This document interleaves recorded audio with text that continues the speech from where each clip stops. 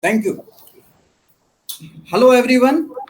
I, Dr. Akil Sayed, Professor of Law and Director and Dean of Faculty of Law, Parul University, welcome you all on this webinar today on 17th of September 2020.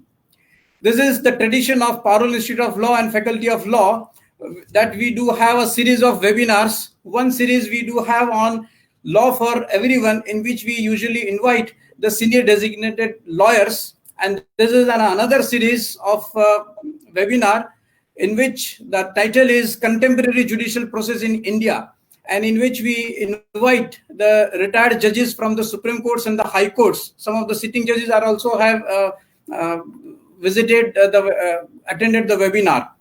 The webinar series was started by the first participation of Honorable Justice Kurian Joseph Saab, and thereafter it is a great pleasure that we do have just Honorable Justice Markanday Kaju Saab, who himself is a legal luminary and a great personality in India, not only in India but across the world. His fame and name has been very popular. So he actually doesn't require any kind of introduction. But if I do not speak about him, then it will be injustice to my lots of viewer and the new generation students. So I'll take an opportunity to say a few words about Justice Kaju Sahab. He was born in 1946 in Kashmiri Pandit family of Lucknow, which then was one of the part of in United Province of British India. His father, Janab Shivnath Kaju Sahab, himself was a judge, and grandfather Kailash Nath Kaju Sahab was a lawyer. So that is what the third generation, the legal legacy is in the Kaju family. His father and grandfather had played a very crucial role in the freedom fight also, and lots of social movements. And that is what we could see in the blood of this Kaju family. Justice Kaju Sahab completed his LLB in 1967 from Banaras Hindu Vishwavidyalaya, and he topped in the LLB program at that time. He has been also honored by honoris causa as a PhD degree from Lal Bahadur Shastri Sanskrit University, Doctorate of Law from Banaras Hindu University, Amity University, and he is also an honorary professor at NLU Delhi, RMNLU Lucknow, Amity University. And today I am going to pray, Lordship, that kindly to accept our invitation and bless us to be a visiting professor at Parul Institute of Law, Faculty of Law, Parul University also. Accepted. Yeah, my pleasure, sir. Highly blessed, my Lordship. Lordship started his career in 1970, and for 21 years he practiced before the bar, and he was also standing counsel for Income Tax Department for a couple of years before he was elevated in 1991 as a judge at the Allahabad High Court. And then in 2004 itself, he became Chief Judge of the Allahabad High Court. And in the same within 2 to 3 months, he was been elevated as Chief Justice of Madras High Court. And thereafter, Lordship was been elevated to High Court of Delhi as Chief Justice in October 2005. And in 2006 April, within a year, he became the judge at the Supreme Court of India till he retired in 2011, 19 September. And I am very much happy that we are just meeting 3 days before Lordship's birthday. 20th September is the birthday of Lordship. Many happy returns of the day in advance, sir. Thank you. After retirement, Lordship was a chairman of Press Council of India for 3 years, and his career as a judicial officer for more than 20 years, his image is of one of the judge with one of the fastest disposal in his careers and matters. And the same legacy has continued at the age of 73 years also. Lordship is very much active on social media, on various social platforms, and one of his flagship program, that is of Indian Reunification Association. I went through that, and I am also blessed that inshallah I would also join this association, in which Justice Kaju Saab is the chairman, and he has a dream of the unified India. Sir, it is very great, and on behalf of Parul University, Faculty of Law, and on my personal behalf, I welcome you, sir, at Parul Institute of Law on this digital platform. Welcome, sir. Thank you. Sir, at the same time, I'll take an opportunity to introduce our institute. Parul Institute of Law was been established in 2016 as a constituent college of Parul University, which itself been established in 2015 by Gujarat State Private University Act, by Second Amendment Act in 2015. Sir, the university is spreaded over across 150-acre piece of land, and it has 17 different faculties. Almost all the faculties, right from engineering, medical, arts, commerce, fine arts, architecture, physiotherapy, and of course a law faculty. That is the association, the group of 34 institutions of higher education. In this, as I was just talking before this webinar, that we do have science faculty also, and that is how the university is actually provides the blend of multidisciplinary as well as the interdisciplinary studies.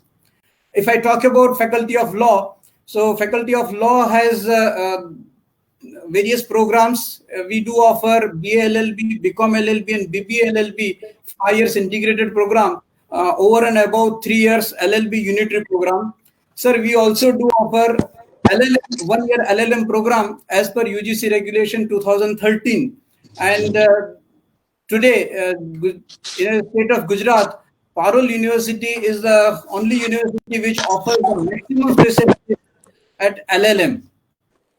Apart from LLM in PG, we do offer MPhil as well as PhD, and I have a proud to share with you, Your Lordship, that we do have 26 PhD scholars pursuing their PhD in the field of law. With this brief introduction, I request Lordship to begin with today's webinar, and as Lordship has agreed to talk about the status of India, the current condition of India and way forward. Lordship, please. Good morning, rather good afternoon, everybody. It is a great pleasure and privilege to speak to you all. I'm going to discuss about conditions in India and the way forward. Now, certain very basic concepts I want to first clarify. Firstly, before the Industrial Revolution, which started in England in the beginning of the 18th century and then spread all over the world, there were feudal agricultural societies everywhere in the world. Now, the feudal method of production, economic production, was so primitive and so backward that very little wealth could be generated by the feudal economy, because it was an agricultural economy. There was no modern industries, and the land was tilled with bullocks in India, with horses in Europe, buffaloes in Vietnam, and so on. So there were very primitive methods of production, and therefore very little wealth was generated. And therefore only a handful of people like kings and aristocrats, zamindars, could be rich. Rest 99% people had to be poor, because when the cake is so small, very few people can eat it. Now this position has been drastically changed in world history by the Industrial Revolution, which, as I said, began in Britain in the early 18th century and then spread everywhere. Now, the modern methods of production are so powerful and so big that enough wealth can be generated to give a decent life to everybody. Now nobody need be poor. Are you able to hear me? Yes, sir. Okay. Now see, modern industry is so powerful and so big that enough wealth can be generated to give a decent life to everybody in the world, namely a good job, good income, proper health care, proper food, uh, uh, housing, good education for children. Now, a decent life can be given to everybody in the world. Nobody need be poor. But the fact is that 75 to 80% people of the world, including 75% people of India, are poor when they don't need to be now. You see, before the Industrial Revolution, they had to be because very little wealth was generated by the feudal method of production. But after the coming of modern industry, after the Industrial Revolution, so much wealth can be generated that nobody need be poor. And yet people are poor. 75% people are poor. And therefore, the main struggle in the 21st century all over the world, not just India, will be by those 75% people, the poor people who are saying that now we don't need to be poor. Earlier we had to be poor because the method of production was so backward. But now that that modern industry has come, we don't need to be poor. So why are we being kept poor? This is the central issue of struggle, the main reason for the struggles of the 21st century. Now, second point is that this world is in fact two worlds. In this planet, there are in fact two worlds. One is the world of the highly developed countries like North America, Europe, Japan, Australia, China. China has also joined the ranks of the highly industrialized countries. The other world is the world of the underdeveloped countries like India, Pakistan, Bangladesh, and so on. Now, unless we transform our country from an underdeveloped, backward country and make it a highly industrialized, highly developed country, we will remain condemned to poverty, to massive unemployment, massive problem of health care, massive problems of child malnourishment, and so on. If we want our people to get decent lives, we must transform and uplift our country from the ranks of the underdeveloped countries and make it a highly industrialized country. Now, presently, the situation is that today India is the most developed of the underdeveloped countries. Let me explain this. In 1947, we had very few engineers, very few industries in India, because broadly the British policy was not to allow India to industrialize. The reason being the Britishers thought that if India industrialized, then Indian industry would become a big rival to British industry. Businessmen don't like a rival. So they did not allow us to set up a heavy industrial base. It has kept us feudal. They retained the zamindari system. Our country remained largely agricultural, feudal, backward. But today, in the year 2020, the situation is very different from what it was in 1947. After independence and under the leadership of Pandit Nehru, a heavy industrial base was set up. Engineering colleges were opened, IITs and so on. Now, today, we have thousands of very bright engineers in India. We have a large number, a limited degree of industrialization has taken place. Our engineers are manning Silicon Valley. In fact, I go to America often, and in American universities, you will find often Indian professors in engineering, science, mathematics, and so on. So we have today a large pool of technical talent. We have huge natural resources. India is not a small country like England or Japan. It's almost a continent. So today we are potentially a highly developed country, but not in reality. It's only in potentially. We have to transform the potential into reality. We have to make India into a highly industrialized country. if we want our people to get decent lives and respect in the world community. See, today we don't get respect. We have a population of 1.35 billion people, but we have not been given a seat in the UN Security Council. Whereas England, with a population of only about 62 million, they have a permanent seat in Security Council. France has about 65 million people. You can check up on Google. They have a permanent seat in Security Council. We are 20 times larger both in population and in land area. But we are denied a permanent seat in the UN Security Council. Why? Because your country is poor. Nobody respects the poor. Poor people are kicked around in the world. That is unfortunately the way of the world. So if you don't want to be kicked around, if you don't want to be humiliated and insulted, and if you want your people to get a decent life, you must transform India from a backward country to a highly industrialized, highly developed country. This must be our clear-cut target. All patriotic Indians must keep this firmly in mind. And the legal process must also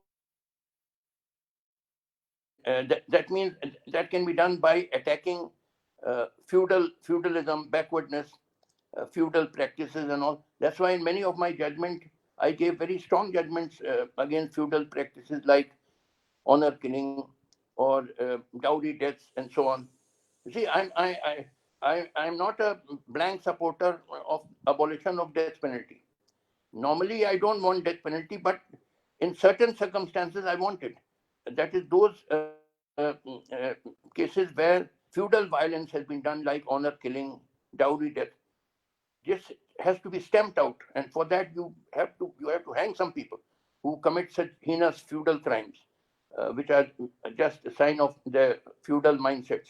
So you have to suppress feudalism if you want India to progress. So with these words, I welcome all of you. I am a supporter of uh, liberty, freedom of speech, but at the same time, I'm not a supporter of unrestricted freedom of speech. And let me give you one or two examples. Because the media keeps shouting that we want freedom of speech and freedom of speech is being suppressed and all that. Let me give you one example, I'll tell you. There's an organization called Tablighi Jamaat. Okay. Now they have their center in Delhi, and every year or so they have a meeting where people from all over the Muslims from all over the world come and they discuss about Islam, Quran, and so on. Nothing wrong in that. Now this year, unfortunately, some of them who had come from maybe Malaysia, Indonesia, Kazakhstan, without knowing it, they perhaps were infected with this coronavirus. It is not that they deliberately brought it into India. It was by chance that they were infected. They came into Delhi and they meet at this markaz where a lot of Muslims gather together, and therefore unwittingly the disease spread. But the propaganda which the Indian media did against them was that this was deliberately done by Tablighi Jamaat to, it was called Corona bomb, Corona jihad, and that the insinuation was made that all Muslims are spreading Corona in India deliberately as a conspiracy and all this nonsense.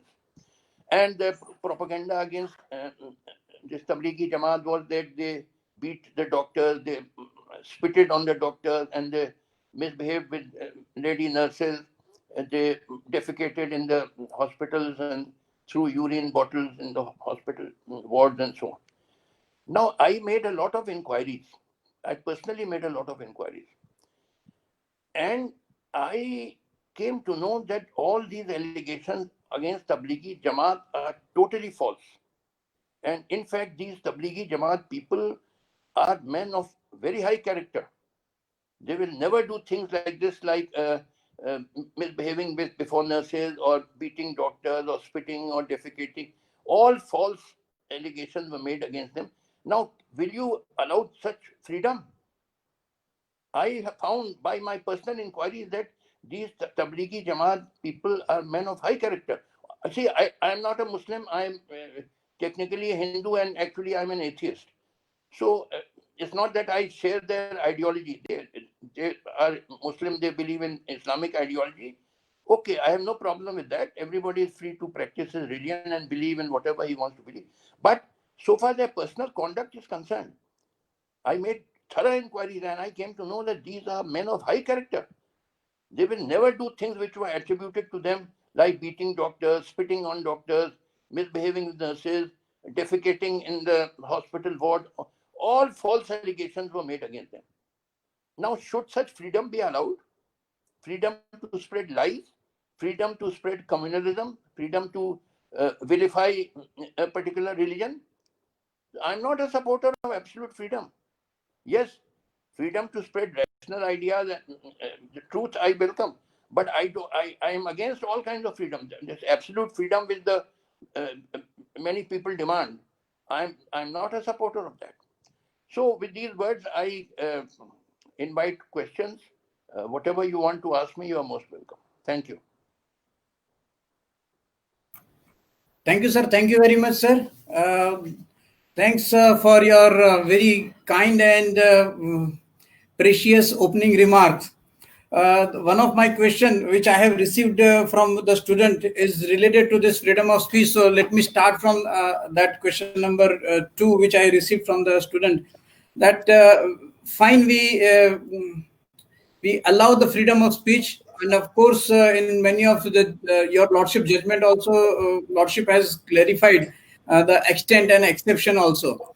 But at the same time, some we find that some of the actual, I'm just talking the other way around, where actual people talk about the truth, whether it is about the system or the judiciary, then they are being punished or they are being targeted. We know the recent case of very senior lawyer in Delhi. So, and that has been later on been punished by some token punishment of 1 rupee or 3 month imprisonment. So, how do you find the stand of the Supreme Court for convicting one senior lawyer and at the same time allowing the government to curb the freedom of speech in this one particular state, might like your mother state, Jammu and Kashmir? See, that action against Prashant Bhushan, in my opinion, was totally wrong, and particularly by a judge like Arun Mishra, who was a disgrace to the judiciary. Arun Mishra, I have heard so many stories. One of the worst judges in the Indian judiciary. He in a public function, he gave a speech praising the Prime Minister sky high, that he is an international visionary and he is a genius and whatnot. Should a sitting senior Supreme Court judge in a public function speak like this? What message goes? That, and will it convey the message that we have an independent and impartial and neutral judiciary? Or rather, will it convey the impression that Indian judges will do the bidding of the government? Yes, Arun Mishra was a disgrace and he was heading the bench. Look at the irony. I've heard so many things about Arun Mishra, I need not tell. He was, when the 4 sitting judges of, senior most judges of Supreme Court held a press conference against the then Chief Justice of India, Deepak Mishra, and they said that politically sensitive cases are being assigned to junior judges. At that time, Arun Mishra was a junior judge. Yeah. And they are not being given to senior judges, because Arun Mishra was known to be a chamcha of the BJP. Yes. And it is not I who said it. It is the 4 senior most judges who held a press conference, and they said this Deepak Mishra assigning very sensitive cases to persons like this Arun Mishra and others who are known, at that time they were junior and they were known to be chamchas of the BJP. So they protested publicly. It is not so 4 senior most judges did it. So, sir, if it has been found and everyone knows that one particular sitting judge is praising one political leader, and that too on a public forum, then why the senior judges bring the impeachment against that such a judge? Yes, this is highly improper. See, a judiciary is supposed to be independent and neutral and impartial. But what message goes to the public that senior Supreme Court judges are speaking publicly like this? The message which goes is that the judiciary is committed. I mean, what else will the message go? Definitely, sir. Because it is also been observed, and it is on record that all the in this roster system, all the industrial matters of one particular business house was also been allocated to this particular judge only. Yes, So, yes. That is why the four senior most judges protested publicly. It is unprecedented in the world history. You will not find in world judicial history that senior most judges are giving a public statement against their Chief Justice. It is unprecedented. but do you feel that the legislature also failed in that role for impeachment, bringing the impeachment for against such a judge? Why will legislature do it when they are together?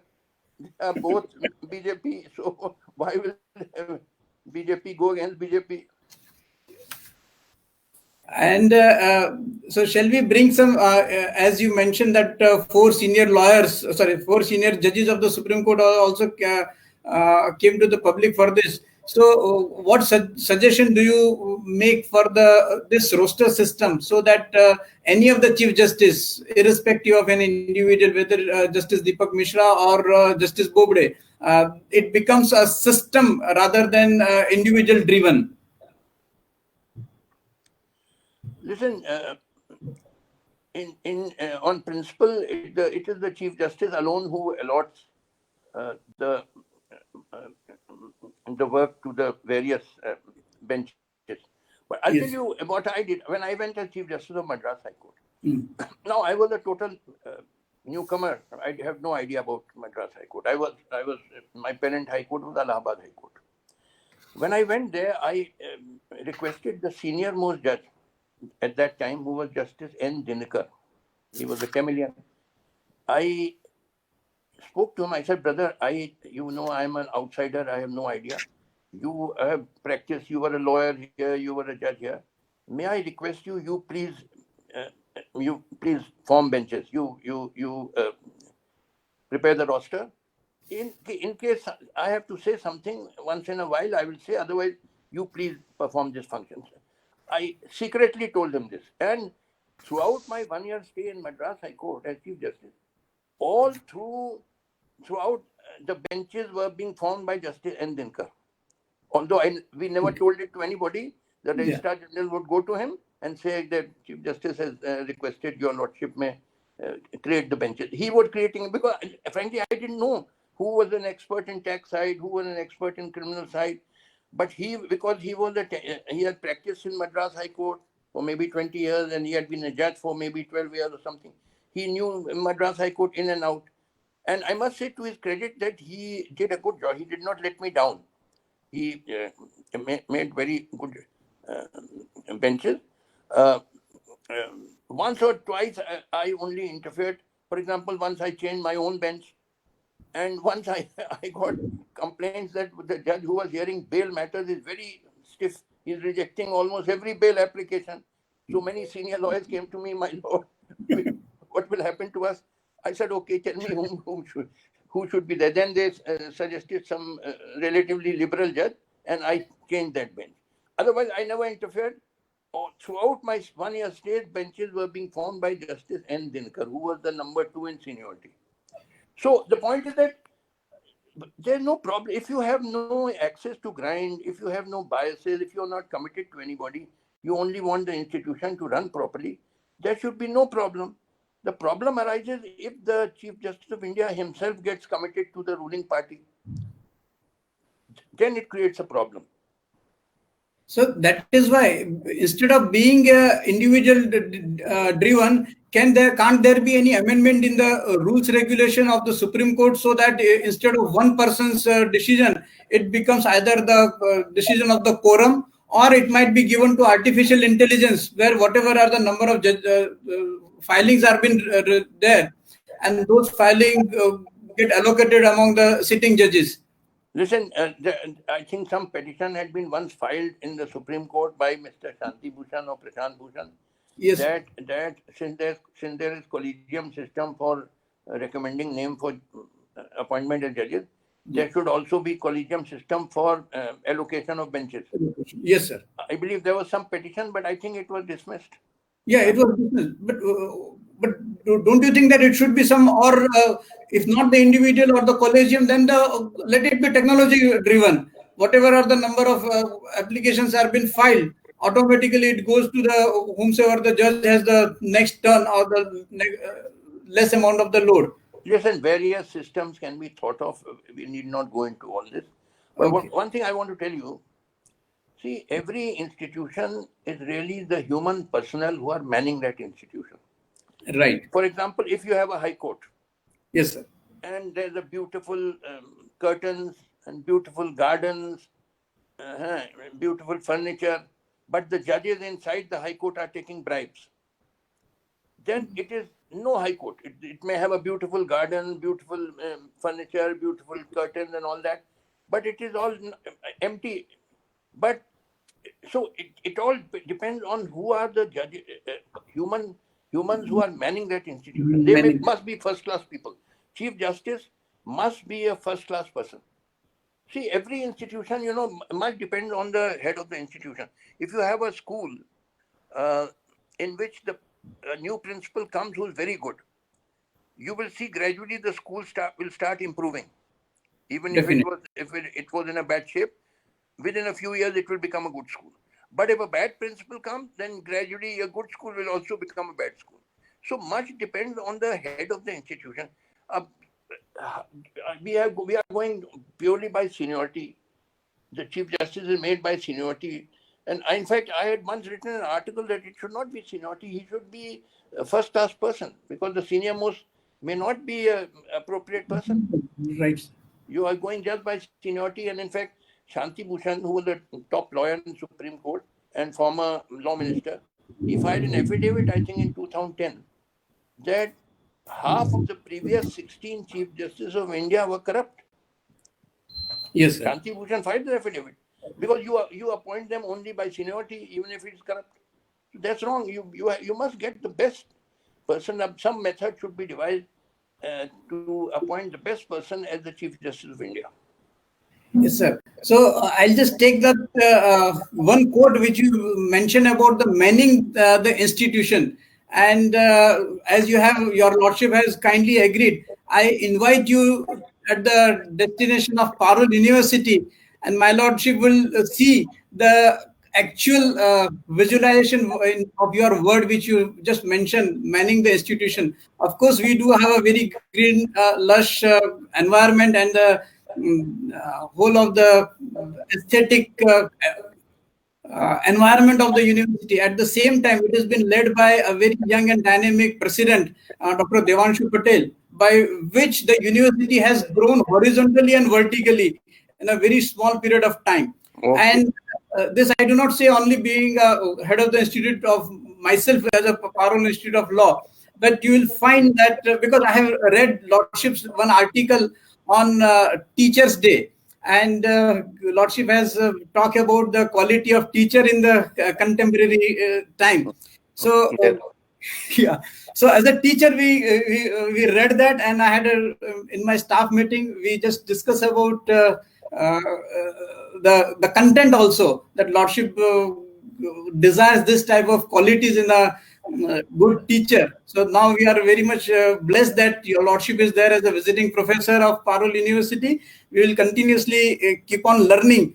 But at the same time, I would urge that shouldn't there be, of course, you do have so many writing and sayings about the working of judges.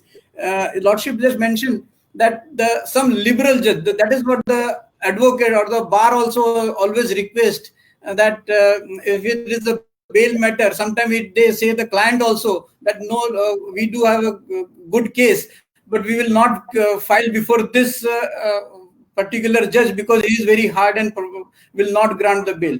So what do you say about the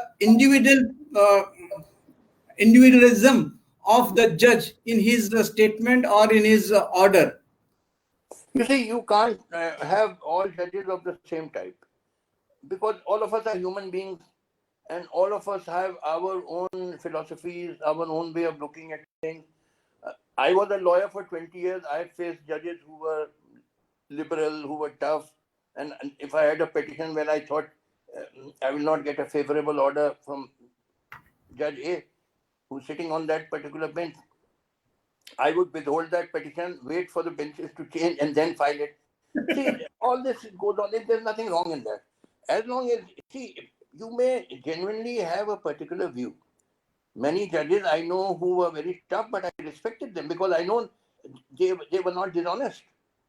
This was their view. It's so fair enough. There are some judges who are liberal, some are tough. As long as it is honest, there's nothing wrong in that. So, whatever we see nowadays in the judiciary and the bias, so-called bias of the sitting judges for one particular party, is that the reason that they might have some allurement or intention of joining some government post after the retirement, which is quite usual among the retired judges?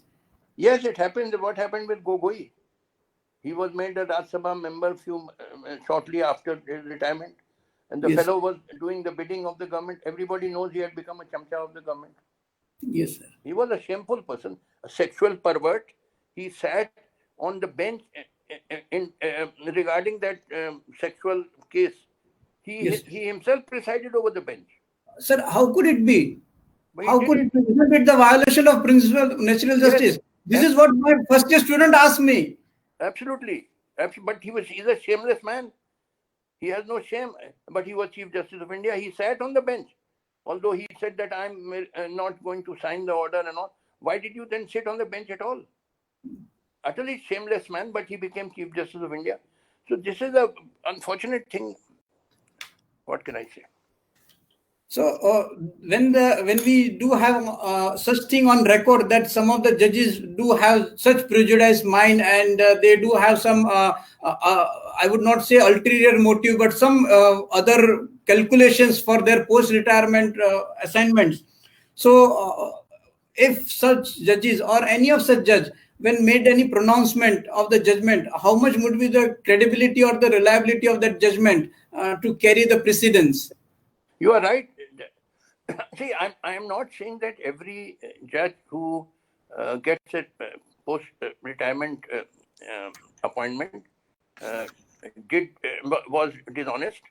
There are some upright judges also I know who got post-retirement appointment. There's nothing wrong in that. But if it affects your functioning as a judge, if you are delivering judgments with thinking that if I please the government, then after my retirement I will be given some commission or appointment, then that is wrong. You have to be neutral and impartial. Right, sir. That is what even I have observed and come across several retired judges sitting on a commissions, and despite of being either in the law commission or in other commission, they have been neutral, very much neutral, even after the retirement. And throughout their career, they haven't never been biased, and they continued their principles even after the retirement. So I salute such judicial officers also through this webinar.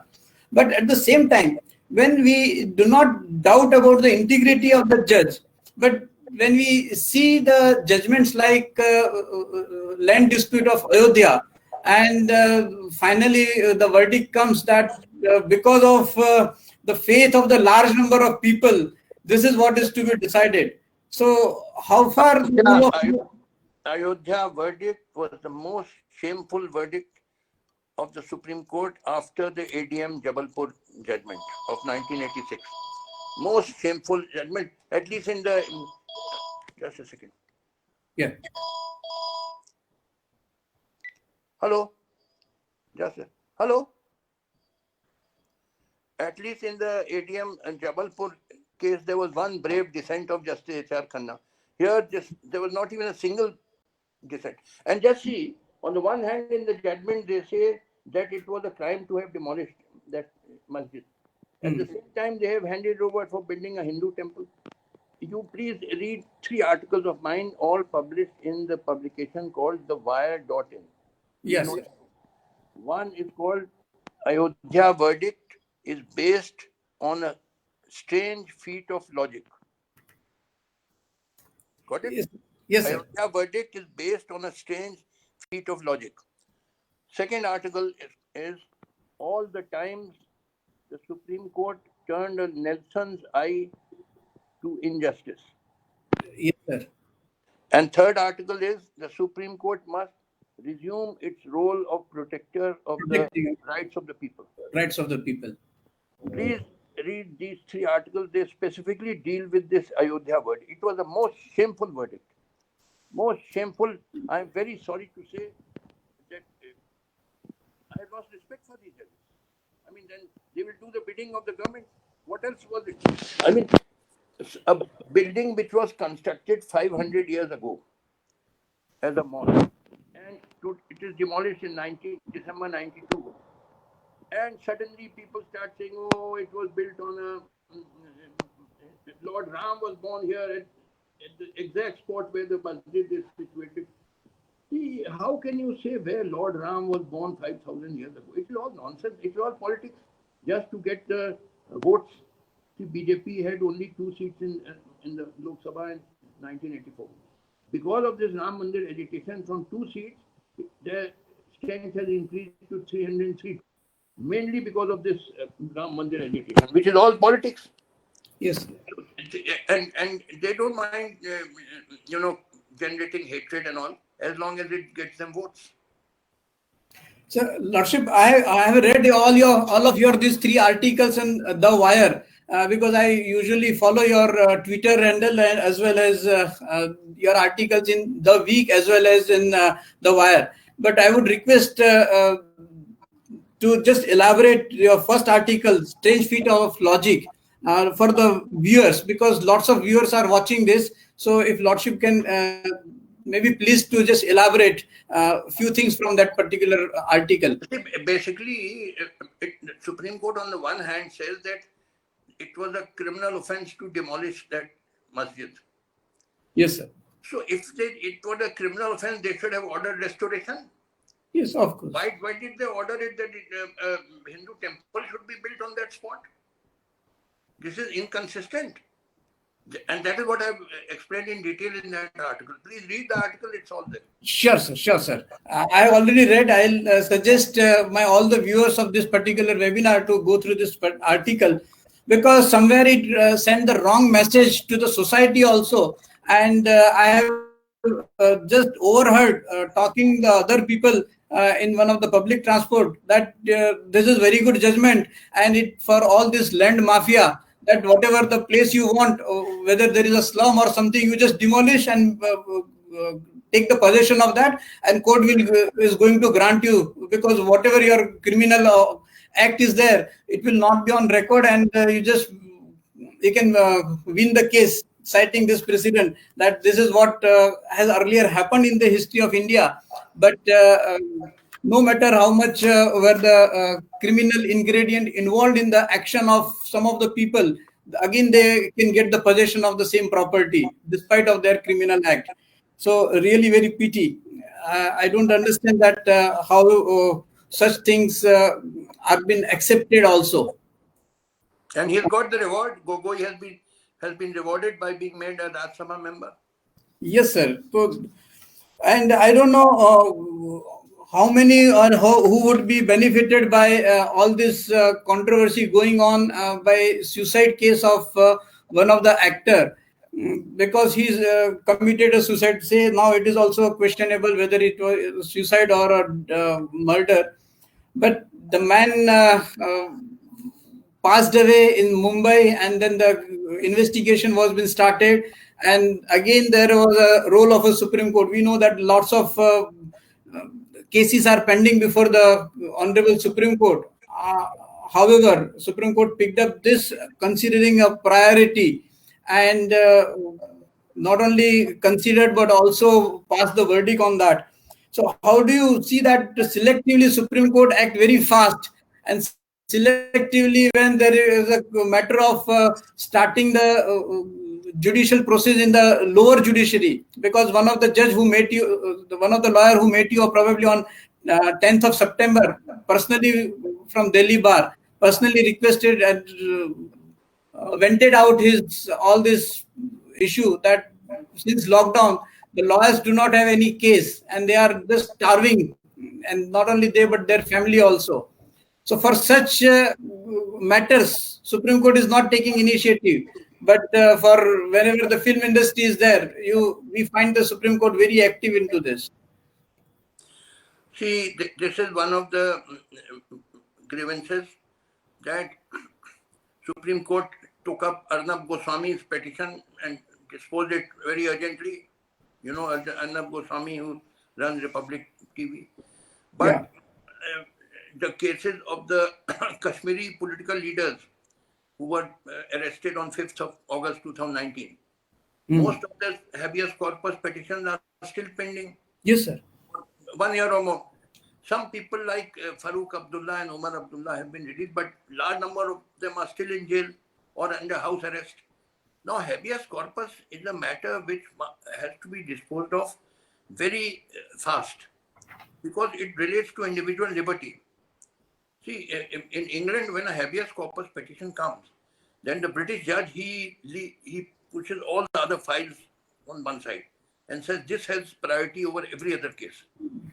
And similarly, when I was a judge in High Court and Supreme Court, a habeas corpus petition before me would be disposed of within 2 weeks.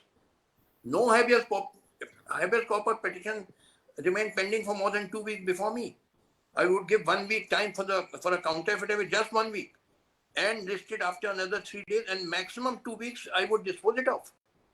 But here for 1 year the cases are pending of all these Mehbooba Mufti and others, they are pending and still they are not being decided. What is this? You decided one way or the other, but Arnab Goswami's case you decided immediately. Now what message is being sent? Because Arnab Goswami is known to be close pro-BJP. So what message is going?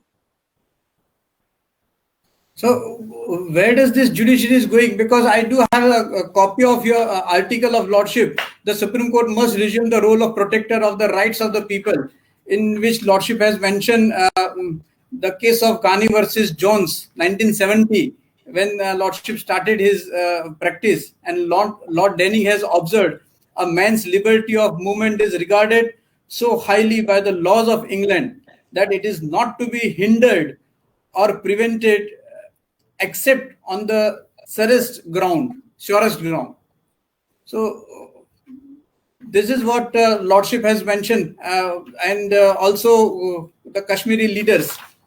So not only that, you know, a large number of people who criticize the government, they were arrested on and sedition charge was levied against them, or unlawful activities act was levied against them, just because they criticize the government. Now, in a democracy, surely the people have the right to criticize the government. But the government often arrests them and slaps, like Dr. Kafil Khan, who has now been granted bail after maybe 8 months. Yes. And a very upright doctor who was serving the public. In fact, I believe he would give medicines from his own pocket when the patient was poor and did not have money. He would give money from his own pocket, and he, just because he criticized the Citizenship Amendment Act, which discriminated against Muslims. He gave some speech, I think, in AMU or somewhere, and for 8 months he was kept in jail. Why? Then that pregnant Kashmiri woman, Safura Zargar, she was in jail for 5-6 months just because she criticized the Citizenship Amendment Act. So what is this kind of behavior? You know, let me tell you one thing. The Constitution was made promulgated on 26th January 1950. Okay. A few months after that, the Supreme Court gave a very important judgment, just a few months after promulgation of Constitution in 1950, called Romesh Thapar versus State of Madras. Please note it down. In which, that was a constitutional bench, 5-judge bench, and which still holds the field, in which the Supreme Court said that in a democracy, people have the right to criticize the government. So that is the law of the land. And recently, a judge of Madras High Court, Justice Kuddosi, he gave a judgment in the case of N. Ram, the former editor of the Hindu, against whom there were sedition charges and all, and Siddharth Varadarajan, the publisher of The Wire. So Justice Kuddos said that the government should have a thick skin and should not mind criticism by the public. People have a right in a democracy to criticize you. Why are you so touchy that you get so upset and you arrest people? But this is how many politicians behave. So please read that judgment of Justice Kuddos of Madras High Court. It's a very important judgment. Single judge, no doubt. But very important. I must admire him for his bravery. Hats off to Justice Kuddos of the Madras High Court. Sure, sir. One question again connected with that petition before the Supreme Court and passing an order transferring the matter from state of Maharashtra for that murder case. So I have come across your lordship's judgment also, Ramamuthu Ramalingam versus DYSP and divisional manager Aravali Golf Club versus Chandar Haas, in which lordship has mentioned judicial restraint and impropriety of judiciary encroaching into the legislative or the executive action. So, lordship, these two judgment and the current order, the present order, how do you see this? See, you read another judgment of mine called Government of Andhra Pradesh versus P. Lakshmi Devi. Please note it down. Government of Andhra Pradesh versus P. Lakshmi Devi. Have you got it on your computer? Yes, sir. Okay. Now, in that I have said that there should be judicial restraint in matters relating to economic policies, economic regulations. The government should, the court should normally not interfere. The court should exercise judicial restraint. But when it comes to fundamental rights, liberties, then the court should not exercise restraint. It must be activist in upholding those rights. So I have drawn the distinction. You read in that judgment. Sure, sir. A difference of approach when you are dealing with economic regulations and when you are dealing with liberties of the citizens. In the economic regulation, the court should be passive, should not be active, should have exercise restraint. But when it is dealing with the question of individual liberties, fundamental rights, then court must be activist and uphold those rights. That is the duty of the court. And I have given all the references of the case law in these articles which I have written. But particularly in this Sushant case, the court has made an order transferring the inquiry.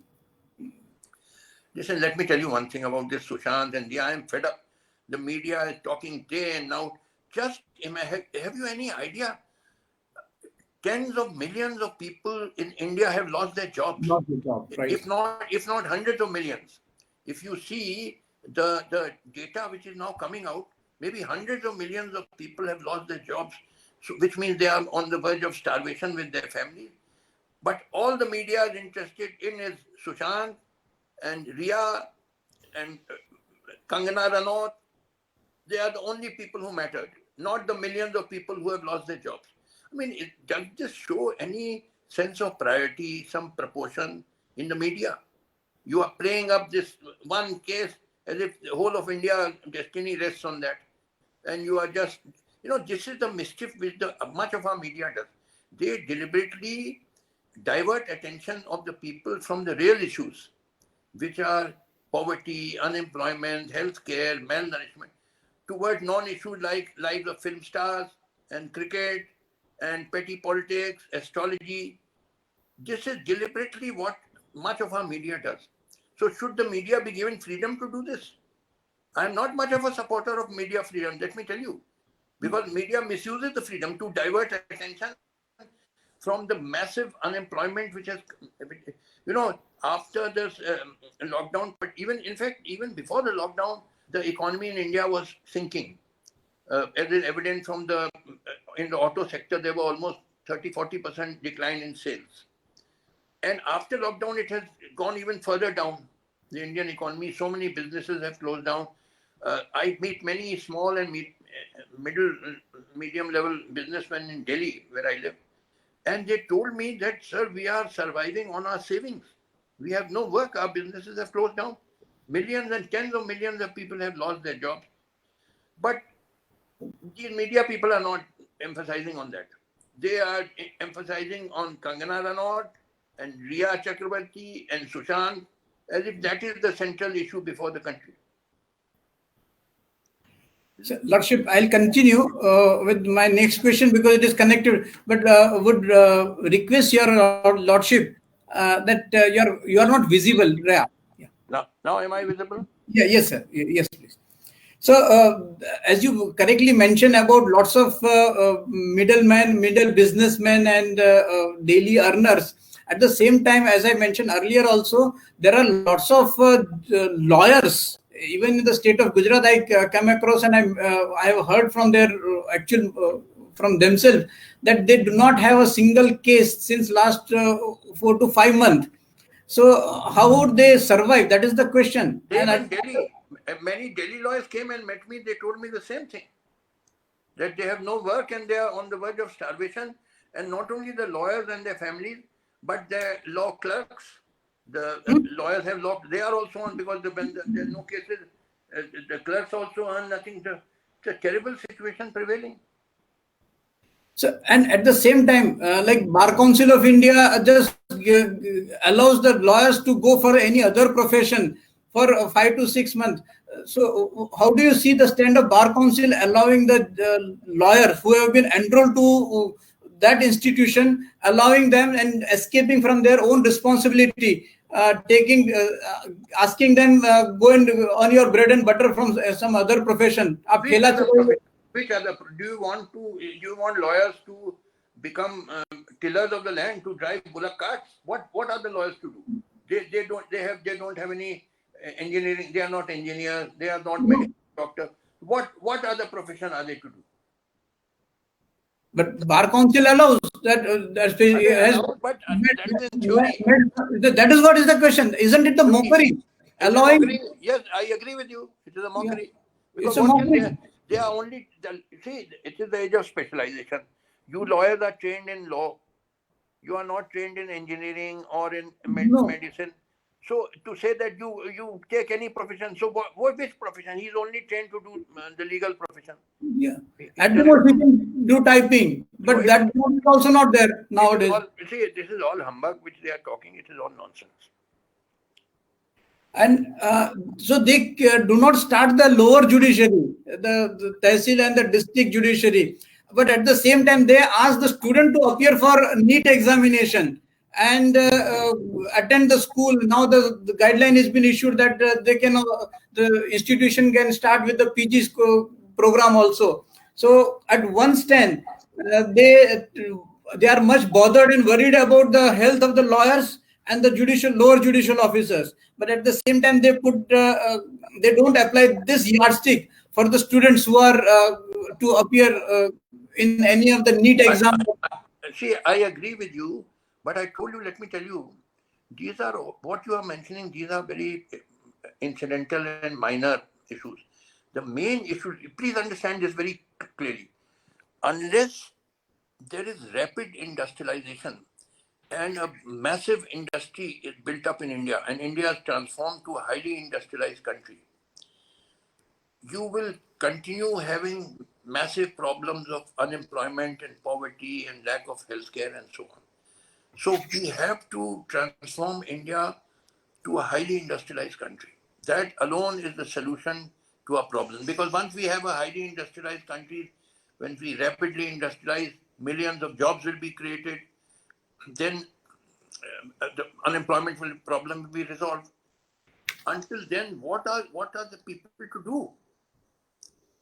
See, take for example, in 1947, roughly 15% people in India lived in cities and 85% lived in villages. Okay, and at that time, I think the total strength of India, which included present Pakistan and Bangladesh, because it was a united India, total strength was about 42, 43 crores. Now today, India alone has 135 crores. And Pakistan, Bangladesh each have over 20 crores and so on. And today, roughly 35 to 40% people in India live in cities, and only 60-65% live in villages, which means there has been mass migration from rural areas to the cities. Because, the population had increased in the villages, and the land could not support this increased population. So these many people had to migrate for a livelihood to the cities, and they got jobs as casual workers, as migrant workers, daily wages. Somehow they could earn a little bit. Now, after this lockdown, what has happened was,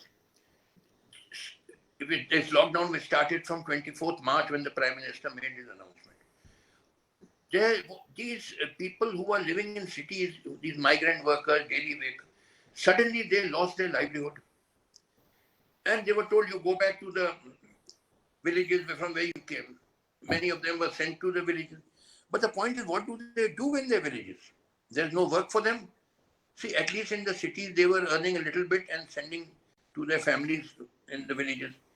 But now when they go back to the villages, they will become a burden to the families instead of being a support to the family. What will they do? They have no work there. So what does an unemployed man do? Either he commits suicide or he becomes a criminal.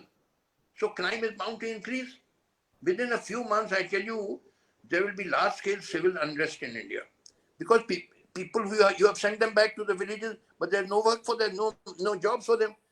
And they will resort to crime. So there will be large-scale, crime and social unrest. Chaotic conditions are coming in India. Very bad. Next 10 years in India are going to be very bad. If you've read history, when the last strong Mughal Emperor Aurangzeb died in 1707, there was a prolonged period of chaos in India during the reign of the so-called later Mughals, which went up to 1857, when the British, removed the last Mughal emperor. So there was a prolonged period of chaos after 1707. Similarly, in India, a period of chaos is coming into India. Chaotic conditions, as I see it. And it won't last 150 years, but it is going to last at least 10 years or so, according to my assessment. Next 10 years are going to be very bad in this country. And in fact, something you may criticize me for saying this, but whenever young people seek my advice, I tell them, look, if you can leave this country and go to America or England, please do. Because very bad times are coming in India. And I'm 74 years of age. In 3 days' time, I will be 74. I have spent most of my life. But these youngsters have got 50 years to live. Horrible times are coming. Pardon me for saying so, our politicians, they don't genuinely love the country. They only want power and pelf. To win the next election, they will polarize society, spread hatred on caste and communal basis. So how can the country progress when you have political leaders? I'm not blaming BJP alone. All parties. They're only interested in winning the next election, and for that they polarize society. BJP will polarize on religious lines, but other parties will polarize on caste lines. So how can because casteism and communalism are feudal forces which have to be destroyed if India has to progress. But this parliamentary democracy further entrenches them. So how can the country progress? Unless some alternative system is created, how can the country progress? So, Lordship, apart from this industrialization, rather to boost this industrialization, what legal suggestion or legal stand should we make, either in the constitution or in the present legal framework? See, I told you that as a judge, my attempt was, wherever I could, I gave judgments in which I attacked feudal practices like honor killing, dowry death, and all that. Judges should also do that. They should suppress feudal practices. At least the judiciary can, because I don't expect much from these politicians. Their whole politics is based on caste and religion. Indian politics run on the basis of caste and communal vote banks. 90% people the whole politics is based on this. Now, Mr. Modi got Muslims massacred in 2002. Everybody knows it. Whatever Supreme Court may say, everybody knows he got Muslims massacred. But that has benefited him and his party. They keep on winning elections. So you massacre Muslims and that will benefit you. Just as, in 1984, the Rajiv Gandhi got Sikhs massacred. In 1980, after his mother Indira Gandhi's death. Rajiv Gandhi gave oral orders to massacre Sikhs. And that benefited his party because thereafter elections was held and Congress got over 400 seats in the Lok Sabha. So by massacring Sikhs, Congress benefited, and by massacring Muslims, BJP benefited. I'm not blaming BJP alone, but look at the mentality of these people. They are not interested in the welfare of the people. They are interested in coming to power. And if that needs massacre of a community, well and good, they'll even do that, and they have done it. So once we lose our faith from legislature or the politician, then we need to see towards the judiciary as a hope. But the recent development, what we have observed in the judiciary also, and Lordship will agree, as has mentioned before the one foreign court, that that is the case related to Mr. Nirav Modi.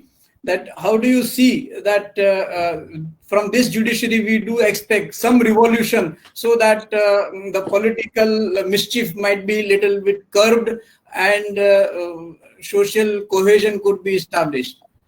Well, you see, I was happy to see one judgment given by the bench presided over by Justice Chandrachud. Along with him were Justice Indu Malhotra, and who was the third judge? They gave the judgment and that this Sudarshan TV was, targeting Muslim community. Yeah. And they restrained the Sudarshan TV from continuing with their programs in which they vilify Muslims. So this was a good thing which the judiciary did. So I was happy to note this. So we are also very much hopeful from judiciary only because we belong to law fraternity, and as a student of law and as a teacher of law, we all do have a faith and trust in the Indian judicial system still. But when the message, when the news appears in the newspaper that some of the files have been missing from the office of the Supreme Court, then again that faith gets shed a little bit. So how far do you see? I'm not aware of what is this file missing. I'm not aware of this. What happened? Some of the files, it was been alleged in a newspaper that some files. I don't know. Frankly, I can't comment because I have not read it. Okay. No, this is what. Certainly, that judgment deserves to be praised. Have you read that judgment of Justice Chandrachud criticizing Sudarshan News, who were, Sudarshan News is a TV channel which, vilified Muslims, that they are trying to penetrate into bureaucracy and all that. Have you read that? No, I haven't gone through the whole of the judgment. I have just read the outlines of that judgment. But I'll definitely. That's a progress. So this is the kind of judgments which the Indian judiciary should give, which means upholding the rights of the citizens and suppressing this propaganda against any religious community or any caste community. This is the function of the judiciary. They must do it. Otherwise, all these fundamental rights, they exist only on paper. The right to liberty, right, freedom of speech, freedom of religion, equality. This is just a piece of paper. It means nothing until there's somebody who will uphold those rights, who will protect those rights. And that body must be the judiciary. That is the duty of judiciary. But in recent years, judiciary has largely abandoned that role. So I was happy that, again, this judgment may start a contrary trend. And again, judiciary may start performing its proper role. The judgment is very important. Yes, sir. Definitely, we'll go through that judgment. Lordship, one more question is about the role of High Court of Rajasthan and Supreme Court.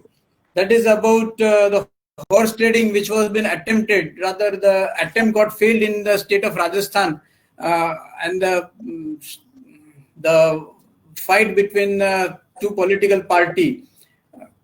So, what is your opinion on that? I have, frankly, I don't remember now. I have forgotten about it. It's an old thing. I don't remember. Lordship has mentioned and then given the second thought, Lordship has also been popular for correcting himself, as in some of the cases and the judgments have very bravely accepted the earlier stand. And one of them was about the gay, and the judgment passed on Joseph Stein versus Union of India. Sorry, Navtej Singh Johar versus Union of India. So, will you just say? I'll tell you. I modified my stand and I said that gay relationship should not be a criminal offence, and therefore that section 377 of IPC was rightly struck down by the Indian Supreme Court. At the same time, and this is my opinion, you need not share it, I regard gay relationship as unnatural, because nature has made attraction between man and woman.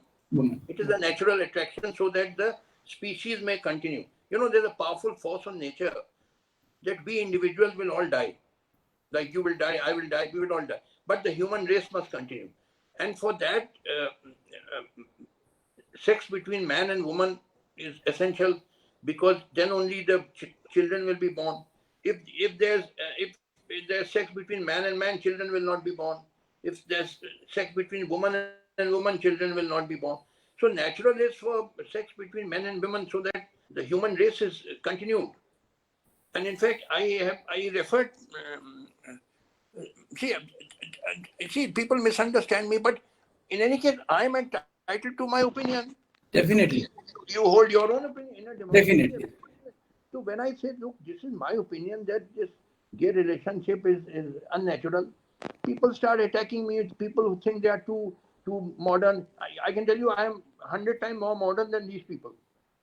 You won't find a person as modern and as scientific as I am. But I regard this gay relationship as, all right, if you want to do it, but I regard it unnatural. Yeah, on my personal stand also, I agree with you, completely agree with you. And if this is the one of the parameter of modernism, then sorry, even I would not like to be so. Please ask any of your viewers who believe that this is natural to speak out just now. Please ask, is there anybody on your audience who wants to comment, who wants to say this is natural? So I request the whole of the audience, if as Lordship has asked everyone, if anyone believes or feels that it's a natural, so please send your comment on that, Facebook itself, or you can send a message to my chat also. Lordship, before the comment comes on that, I just misquoted that in the earlier question, because I had the next question on Joseph Stein, the On case. what? Which case? Joseph Stein case, decriminalizing adultery. Decriminalization of adultery, section 497 of IPC. See, on that also, I have criticized the Supreme Court. I believe it was a wrong judgment. Now, for example, Justice Chandrachud, whom recently I have praised, but in this, now I'm going to criticize him. If you read his judgment, I think all the judgments have, most of the judges have written separate judgments. Yeah. Justice Chandrachud says that this section 497 violates Article 14 of the Constitution, because it has been held by Supreme Court that right to life includes the right to a life of dignity. So a married woman should have the right to have sex with anyone she likes, not just her husband. That is part of her life to dignity, to have sex with whomever she likes. Now, see, this is the problem of people, judges like Justice Chanchud. I mean, it's all very well, he was educated in Harvard and all. See, but you must understand the culture of India. In India, the general opinion, culture here is that once a woman gets married, she does not have a right to have sex with any man other than her husband. It is just not acceptable. Rather, it is outrageous to say that in India, a married woman can have sex with a man other than her husband. But he has said, you read his judgment carefully. He has said this section 497 violates Article 14 of Constitution because it is against the right to life of dignity of a woman, since it does not permit her to have sex with men other than her husband. So this is nonsense. In India, to take such a view, it is absurd. I mean, I did not expect it of a person. But you know, problem is these judges, they think they are very hi-fi, very modern. People like Justice Chanchud, very hi-fi, modern, Harvard educated, and you come to such absurd conclusions. See, I mean, this judgment was not correct.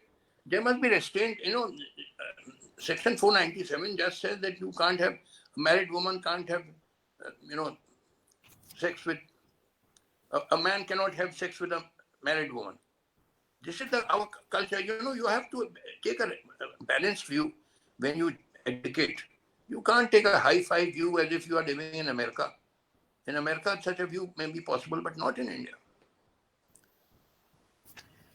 Lordship, one more question. I have not received yet the comment on our question, but I received one more question that is on constitutional morality. How my Lordship looks into the concept of constitutional morality as a weapon or as a tool for an improvement? This constitutional morality, you know, the way, you know, it's a very vague concept. We can strike down, the judiciary can strike down a law if it clearly violates some provision of the Constitution. But to say that they can strike down a law because it violates constitutional morality, no, you see, this expression is a very vague expression. And different judges can have different opinions about what is the meaning of constitutional morality. That will lead to chaos. I mean, the law should be certain, but this constitutional morality concept is a very vague concept. I don't think it should be adopted in India. Thank you very much, Lordship. As of now, I have asked all the questions, and I am very much happy that I thought this would be as an opportunity to have an interaction with your Lordship, and I would ask as many as questions I can ask. But now I am very much relaxed also that Lordship has kindly agreed to be a visiting professor at Parul Institute of Law, Faculty of Law, Parul University. So we will remain in touch, and whatever the questions. Nobody has any question to ask me. Whatever the questions I had exhausted. If I ask my viewers if they do have any questions, they can send.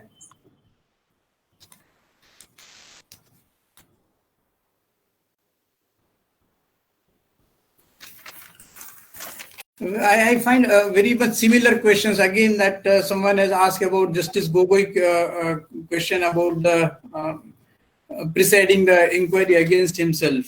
So that has been already discussed. Here's one question that is our LLM students wants to ask, that why Lordship has given the deposition in favor of Mr. Nirav Modi. No, I don't want to go into that. Okay. Excuse me. Any other? So that's all. Shabrimala. There is one question on Shabrimala judgment. What is second? Why Honorable Supreme Court has accepted the review petition of religious institution?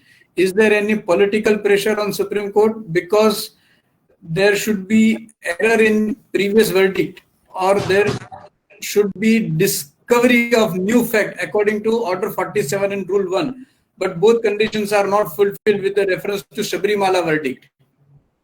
No, is the review petition still pending, or has it been decided? No, that is pending. To best of my knowledge. Then it will be decided. You wait till then. Okay. I mean, you have to wait and see what the decision is. But I have criticized the Shabrimala verdict. You may read my article, which was published in Hindustan Times. If you just type Justice Kaju Shabrimala verdict, I think you'll get it on Google. And I have said that in religious practices, the courts must exercise restraint and must not interfere. See, I'll give you an example. Supreme Court said that that practice in Shabrimala violates Article 14 because women are not, menstruating women are not allowed to go there. What about masjids? In majority of mosques in India, see, while in theory, Islam says that women can also come to mosques, and that is only theory. I know about I belong to UP, women are not allowed in mosques, except just a few. Recently, I believe in Jama Masjid, they have permitted that also in separate enclosure.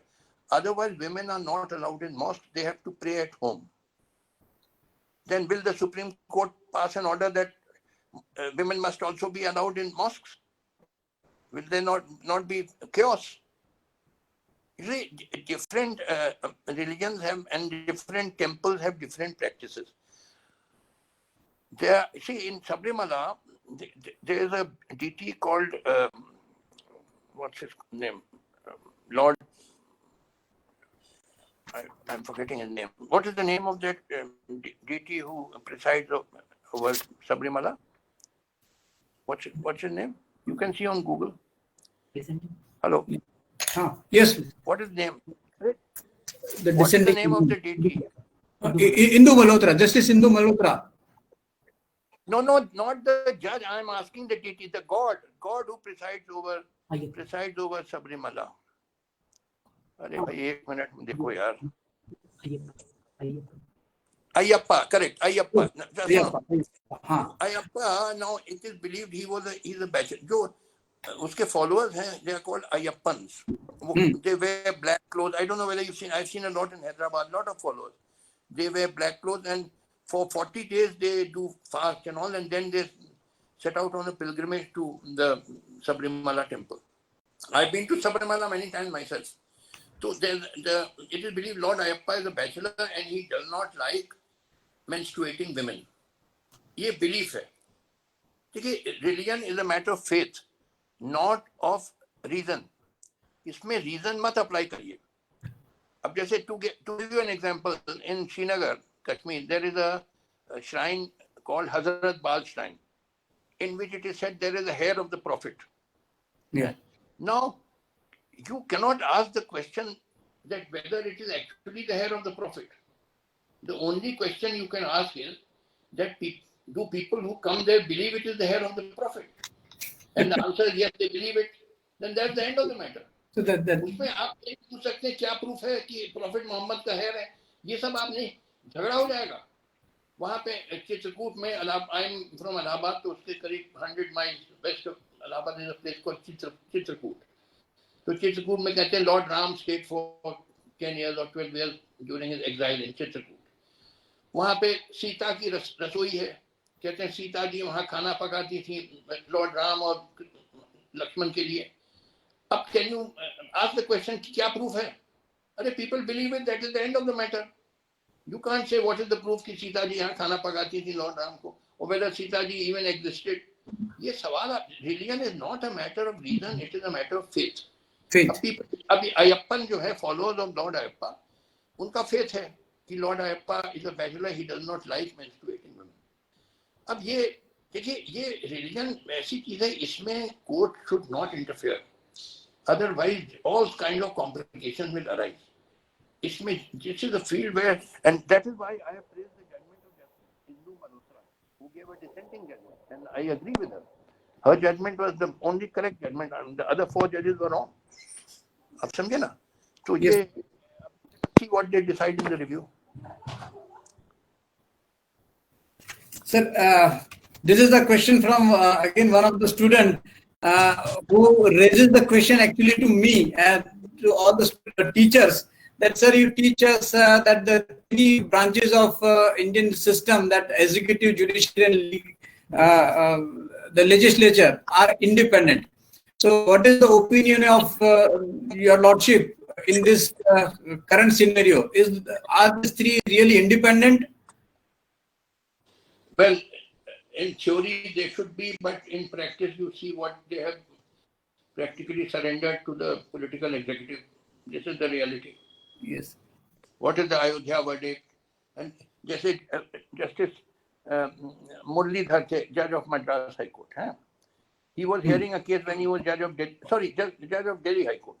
He was hearing a case and he criticized the Delhi police for not doing its duties properly. उसमें बहुत मुस्लिम मारे गए थे, Delhi riots हुए थे. Overnight, on the recommendation of Collegium, he was transferred to Punjab. Why was he transferred? Just because he was criticizing the Delhi police, who were, doing the bidding of the BJP executive, BJP party. ये क्या तरीका है? Why did the Collegium surrender to the BJP government and recommend the transfer of Justice Muralidhar from Delhi High Court to Punjab High Court? What message is being sent? Gopal Subramaniam थे बहुत senior lawyer. He was a former Solicitor General of India. He was recommended for appointment as Supreme Court judge. You must be knowing it. Hello? Yes, sir. Gopal Subramaniam को recommend किया गया था for appointment as Supreme Court judge. Yes, he was sir. a very highly respected lawyer and former Solicitor General of India. But because he had argued in a case against Amit Shah, उसका नाम कटवा दिया government. Otherwise, he would be. क्या message? He had a very high reputation. Gopal Subramaniam is one of the top lawyers in the country. Yes, but sir. Just because, and that also he had appeared amicus curiae. He did not appear for any party. He appeared because the court appointed him, and he said something, argued something against Amit Shah. कि उनका भी हाथ था वो जो गुजरात में massacres हुए थे 2002 में. तो because of that they have not appointed him. तो क्या मैसेज आती है? These are what the signs. Usually the student asks us before entering into the profession that, sir, you are talking about the bookish things, that the law is a very noble profession. And we see nowadays that the lawyers are been either have become the handles of some political party or even the judges. Then how far this profession will remain a noble profession?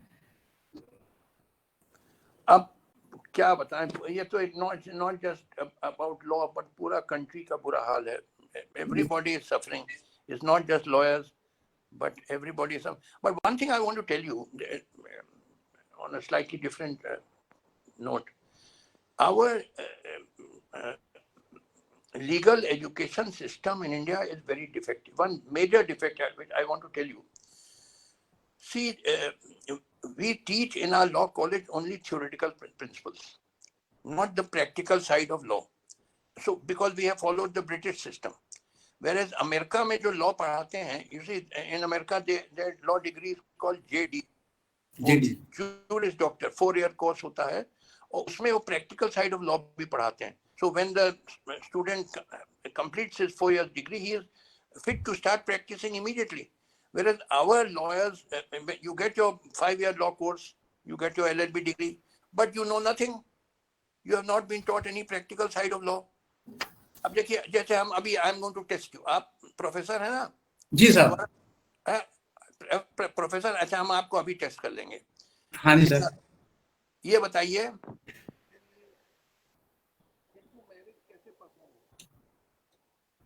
Hello. Supposing one boy and girl, they want to get married, they are Hindus, they want to get married. Sir आपकी आवाज cut रही है. Hindu marriage कैसे perform होती है? Sir आपकी आवाज cut रही है सर। अब आ रही है आवाज? हाँ अभी ठीक है। हाँ जी। How is the Hindu marriage performed? बताइए, आप प्रोफेसर हैं, चलिए बताइए कितना लॉ जानते हैं? Let me test you. नहीं जानते, किसी को नहीं मालूम, नहीं मालूम। अच्छा, now let me answer you correctly. You go on your computer, type section 7 Hindu Marriage Act, type करिए सेक्शन 7 हिंदू मैरिज। हाँ, ये हम कह रहे हैं बताने के लिए, आप लोगों को कुछ आता नहीं है practical side of law. Professor होंगे बट थ्योरी के प्रोफेसर हैं, प्रैक्टिकल साइड ऑफ लॉ भी आना चाहिए ना। Supposing somebody comes and asks you, we want to get married, we are boy and girl, we are in love each other, we want Hindus, we want to get it, how to get married? एक तो civil marriage under special marriage act होता है, but religious marriage अगर करना चाहें तो section 7 क्या कहता है? Ceremonies for Hindu marriages. A Hindu marriage may be solemnized in accordance with the customary rites and ceremonies of either parties thereto. अच्छा, अब सुनिए, please pause for a moment ji. Now it means supposing the boy is a Gujarati Bania and the girl is a Tamilian Brahmin and they want to get married. Yeah. Then according to section 7, they can get married either in accordance with the customary ceremonies of Gujarati Baniyas or in accordance with the customary ceremonies of Tamil Brahmins. Tamil Brahmin, right. Clear? Yes, sir. Either party, either boy or girl. अच्छा, ceremonies of either party too, right. हाँ, अच्छा, उसके बाद आगे पढ़िए next. Second is where such rites and ceremonies include the Saptapadi, that is the taking of 7 steps by the bridegroom and the bride jointly before the sacred fire. The marriage becomes complete and binding when the 7th step is taken. State Amendment Section A. अच्छा, अब देखिए, now you pause here. Yeah. In some caste ceremonies, there may be saptapadi. In some there may be no saptapadi. No saptapadi. तो जहाँ पे saptapadi है customary ceremony, वहाँ तो you take 6 steps, you are not husband and wife. जहाँ 7 steps लिया around the sacrificial fire, you become husband and wife. That legal bond is established on the taking of the 7th step, provided that in that caste custom, saptapadi is one of them. There may be some caste which do not have saptapadi as a custom, so that is not necessary. अब देखिए, ये correct answer हुआ। अब आपको मालूम नहीं था, आप प्रोफेसर होके घूम रहे हैं, you did not know a simple thing, you did not know. अब बताइए प्रैक्टिकल, आप supposing some boy and girl had come to you and said, Professor Akil Syed, yes sir, we are Hindus. This young man is a Gujarati Baniya. I am a Tamilian Brahmin. We want to get married. Can you please tell us how we can get married? So now answer हो, either he can get married by civil marriage. वो special marriage act में होता है, वो marriage officer के office में जाके you get a form, you fill in the form and then you have to wait for 1 month. Then irrespective of 1 month, then again you have to go and वो तो civil marriage हो गया जी। 1 महीने का notice देके फिर after 1 month you have to go again and sign the register and you become husband and wife. I always advise people to do it because आजकल इतनी शादी में खर्चा होता है, बैंड बाजा ये वो, हमने कहा क्या फायदा, सिविल मैरिज कर लो और जो पैसा देना है वो लड़का लड़की को दे दो, उनको जरूरत होगी after getting married, they will need it for buying so many things. Give that money, that few lakhs you will spend on a wedding, instead of wasting it, you give it to the young man and girl and they will spend it. But supposing they want still a religious marriage, तो this is the correct answer. अब आपको समझ में आया? बिल्कुल sir. अब बताइए, ये सब चीजें बताई नहीं जाती थी, आप लोगों को सिखाया नहीं जाता है। आप प्रोफेसर हैं, मगर कोई young Hindu boy and girl आपके पास आए कि प्रोफेसर साहब please tell us how we can get married, and you don't know the answer. Yes, correct. What I'm trying to say, एक subject, I went to many universities. आपके यहाँ भी हम आएंगे, पारुल यूनिवर्सिटी। Most welcome. कई university में मैं इसीलिए अपना जवाब जो है उसको रिजर्व रख रहा हूँ, आपकी मुलाकात यहाँ जब होगी तब you will see the correct picture sir. नहीं, मैंने कई यूनिवर्सिटी में कहा, कई यूनिवर्सिटी में मुझे बुलाया गया by the law department, and I said that you should have one subject in your curriculum, practical law, practical side of law. अब जैसे for example another question, somebody comes to you and says that I went to get my FIR registered, but the police daroga is not registering the FIR. Maybe he has been bribed by the other side. तो क्या करें हम? अब आप क्या advice देंगे? What legal advice will you give you? बताइए। आप प्रोफेसर हैं, आप नहीं बता पाएंगे। क्रिमिनल केस कितने तरीके से, अच्छा आपको पूछें simple question, in how many ways can a criminal case be started? बताइए। आप प्रोफेसर है ना, बताइए। नहीं मालूम, नो लेट मी, अरे भाई कुछ नहीं मालूम। One is FIR, one is 156/3। अब ये नेक्स्ट बारी ना, आप लोगों को प्रैक्टिकल साइड ऑफ लॉ पता नहीं। थ्योरी में आपको बहुत, you are very good in theory कि a company is a distinct legal entity, ये तो आपको मालूम है। मगर जो प्रैक्टिकल जो जनता प्रॉब्लम फेस करती है कि a person goes to the police station and wants his FIR to be registered, but the police inspector has taken bribe from the other side and he is not registering the FIR. ये practical बहुत होता है ऐसा। It happens very often, although theory में ललिता कुमारी का judgement है supreme court का कि FIR must be registered. You must be knowing Lalita Kumari case. मगर इन एक्चुअल प्रैक्टिस नहीं होता है उसके बाद भी। तो आपके पास कोई आया कि साहब मेरा FIR नहीं रजिस्टर कर रहा है, वो पुलिस दरोगा, what can I do? तो आप क्या आंसर देंगे? आपको मालूम नहीं कि ये हम सिखाएंगे। आई वांट टू कम आपके पारुल यूनिवर्सिटी, हम आए के लड़के और लड़कियों को सिखाएंगे कि प्रैक्टिकल साइड ऑफ लॉ, जो actual problem. See, after doing 5-year law course, when the student gets the degree, he और she should be immediately a professional lawyer, able to give legal help to people, but he is not. He has got his law degree, but he's zero. He does not know the practical side of law.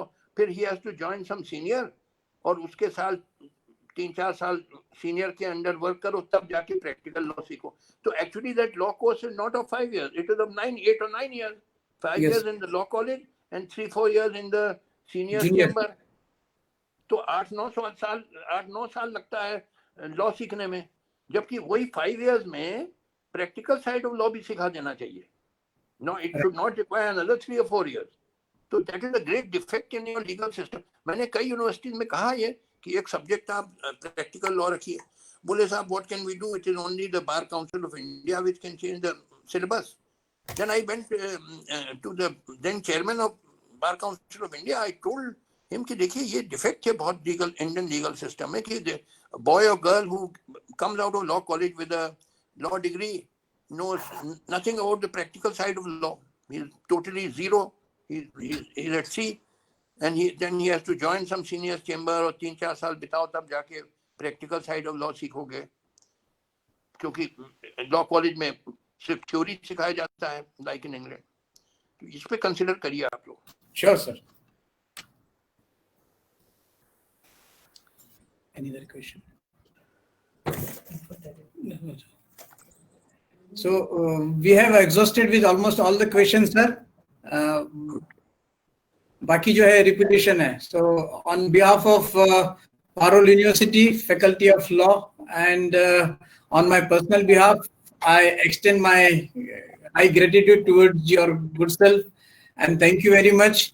Thank you very much for testing my knowledge also. Thank you very much for extending your kind cooperation to the Parul University and sparing your valuable time. Before I thank again you, I will take an opportunity to thank Mr. Salim Bhai also. Salim, who coordinated sitting there in Delhi, our meeting and our this webinar. So I thank you, Salim Bhai, आपको भी, and in an advance, we wish you happy birthday. Thank you. 11 साल और साल के दिनों 50,000. Thank you, sir. Thank you very much. It was very nice. Thank you.